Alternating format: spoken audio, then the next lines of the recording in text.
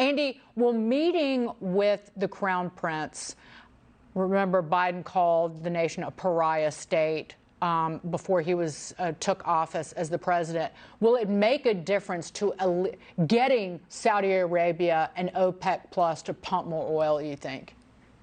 Well, this may make a difference. It's a very important meeting. From the president's standpoint, he is going over to Saudi Arabia to begin repairing relations with that country and wanting Saudi Arabia in particular to increase their production and make up for OPEC Plus's shortfall.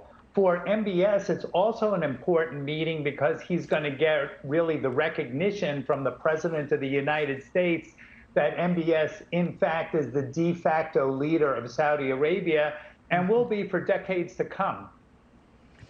What about here at home, Andy?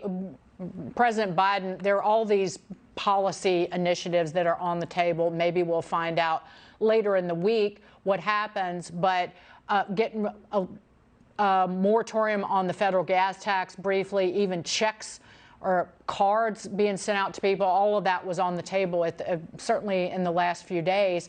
But does that make the problem worse when you need to have some sort of natural demand destruction that happens to offset the supply shortages or the supply tightness that we have, particularly in refined product?